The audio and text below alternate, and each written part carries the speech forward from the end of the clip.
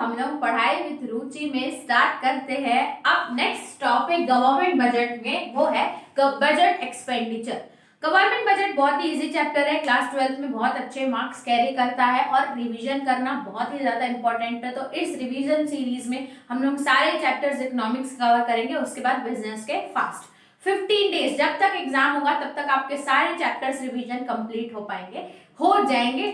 ये मेरा वादा है आपसे, तो इसीलिए आप चैनल को सब्सक्राइब कर दीजिए, क्योंकि डेली आप रिवीजन करेंगे तो ही तैयारी अच्छे से होगी। तो स्टार्ट करते हैं। अब बजट कैपिटल रेवेन्यू हमने देखा था, अब हम लोग बजट एक्सपेंडिचर देखेंगे। ठीक है, रेवेन्यू मतलब गवर्नमेंट को पैसा कहाँ कहाँ से आ रहा है, तो एक कैपिटल से आ रहा था और एक हमारा नॉर्मल से आ रहा था। ठीक है, उसके बाद अब देखते हैं रेवेन्यू एक्सपेंडिचर और कैपिटल एक्सपेंडिचर। तो पहला एक्सपेंडिचर का मतलब क्या होता है ये पता होना चाहिए। एक्सपेंडिचर मतलब गवर्नमेंट के खर्चे, रेवेन्यू मतलब गवर्नमेंट की कमाई। तो लास्ट की वीडियो में मैंने रेवेन्यू पढ़ाया था, अभी मैं आपको गवर्नमेंट के खर्चे होते हैं। तो दो टाइप के गवर्नमेंट के खर्चे होते हैं, एक होता है रेवेन्यू एक्सपेंडिचर और एक होता है कैपिटल एक्सपेंडिचर। गवर्नमेंट जो भी नॉर्मल एक्टिविटीज पे करता है, जैसे कि सैलरीज प्रोवाइड कर रहा है, पेंशन दे रहा है, इंटरेस्ट, इससे ना गवर्नमेंट की कोई लाइबिलिटी क्रिएट हो रही है, ना ही कोई उसका एसेट खड़ा हो रहा है। ठीक है, मतलब इससे कोई उसकी एसेट लाइबिलिटी को फर्क नहीं पड़ रहा है, तो वो उसकी रेवेन्यू एक्सपेंडिचर होता है। Capital expenditure on the other hand just opposite to revenue रहते हैं, उसका उल्टा ही याद कर लो।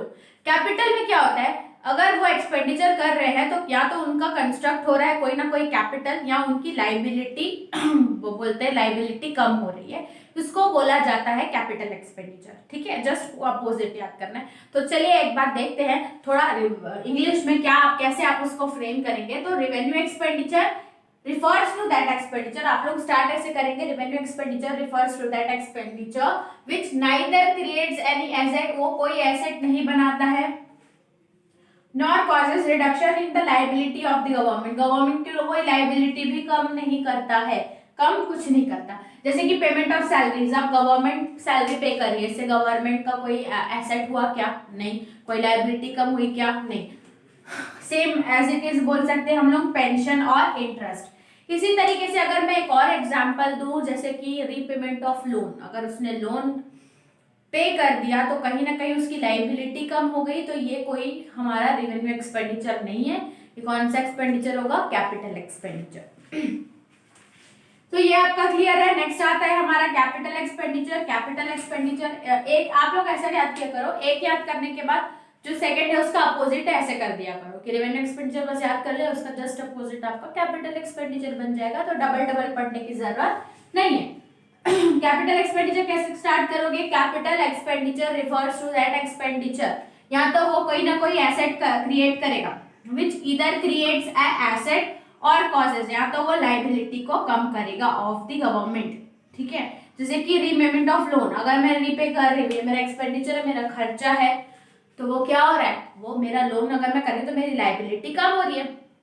सेकेंड एग्जाम्पल दो, कंस्ट्रक्शन ऑफ मेट्रो, अगर मैं खर्चा कर रही हूँ तो मेट्रो कंस्ट्रक्ट हो रहा है, मतलब कहीं ना कहीं मेरा एसेट क्रिएट हो रहा है, तो इसमें या तो एसेट क्रिएट होगा या तो लाइबिलिटी कम होगी ही होगी।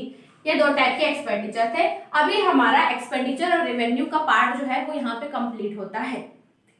नेक्स्ट आपसे बेसिक टॉपिक्स ये पूछ सकते हैं थोड़े एक्सपेंडिचर के बारे में कि गवर्नमेंट के खर्चे क्या क्या होते हैं। तो पहला आता है, एक होता है प्लान्ड एक्सपेंडिचर और एक होता है non plan expenditure. Plan expenditure मतलब कि जो करंट 5 ईयर प्लान जो चल रहा है ना, 5 ईयर प्लान तो आप जानते होंगे, इंडियन इकोनॉमिक डेवलपमेंट में पढ़ा होगा आपने कि 5 ईयर प्लान के अंदर जो भी एक्सपेंडिचर हो रहे हैं उसको प्लान एक्सपेंडिचर बोला जाता है। जैसे कि अगर मैंने 5 ईयर प्लान में एग्रीकल्चर पे खर्च करने का सोचा, इंडस्ट्रीज पे सोचा, रोडवेज ट्रांसपोर्ट में करने सोचा, तो वो मेरा प्लान एक्सपेंडिचर आएगा। नॉन प्लान एक्सपेंडिचर मतलब कि जो हम प्लान में नहीं इंक्लूड करते, 5 ईयर प्लान में वो इंक्लूड नहीं होता। फॉर एग्जांपल एडमिनिस्ट्रेटिव सर्विसेज में कुछ ना कुछ खर्चा हो गया, या मान लो डिफेंस सर्विसेज में कुछ ना कुछ खर्चा हो गया, डेली कॉर्पोरेशंस को रन करने के लिए जो खर्चे हो गए वो मेरे नॉन प्लान एक्सपेंडिचर होते हैं। ठीक है, तो प्लान एक्सपेंडिचर मतलब वो करंट 5 ईयर प्लान में जो खर्चे लिस्ट है उसकी। नॉन प्लान एक्सपेंडिचर मतलब other than 5 year plan, 5 year plan में नहीं है, जैसे कि डिफेंस सर्विस या एडमिनिस्ट्रेटिव सर्विसेज। उसके बाद नेक्स्ट और एक्सपेंडिचर आता है हमारा डेवलपमेंटल एक्सपेंडिचर। जो भी एक्सपेंडिचर हम लोग कोई डेवलपमेंट एक्टिविटीज के कर रहे हैं, जैसे कि अगर मैं कुछ कंस्ट्रक्ट कर रही हूँ, मैं हेल्थ पे खर्चा कर रही हूँ, हेल्थ पे, एजुकेशन पे, सोशल या एग्रीकल्चर, मतलब इनडायरेक्टली आप कंट्रीब्यूट कर रहे हो towards the development of the nation, वो हमारे खर्चे डेवलपमेंटल एक्सपेंडिचर होते हैं। और दूसरी साइड से जस्ट उसका अपोजिट याद कर लेना, से उसका अपोजिट नॉन गवर्नमेंटल एक्सपेंडिचर। अगर नॉर्मल कोई जनरल गवर्नमेंट के खर्चे हो रहे हैं जैसे कि लॉ पे, सर्विसेज पे, जस्टिस पे, तो ये कोई डेवलपमेंट एक्टिविटीज नहीं कर रहे, या कोई न्यू इनिशिएट नहीं लेके आ रहे कंट्री में, तो ये आते हैं नॉन डेवलपमेंट एक्सपेंडिचर के अंदर। ठीक है, तो ये इतना टॉपिक था हमारा गवर्नमेंट बजट का। आई होप आपको क्लियर हो गया होगा। लास्ट टॉपिक बस बचा है इसका, वो डिस्कस करेंगे हम लोग नेक्स्ट की वीडियो में। इसको आप करो नोट और फटाफट करो रिवाइज। तब तक मिलते हैं हम लोग नेक्स्ट वीडियो में नेक्स्ट टॉपिक के साथ। तब तक के लिए थैंक्स फॉर वॉचिंग।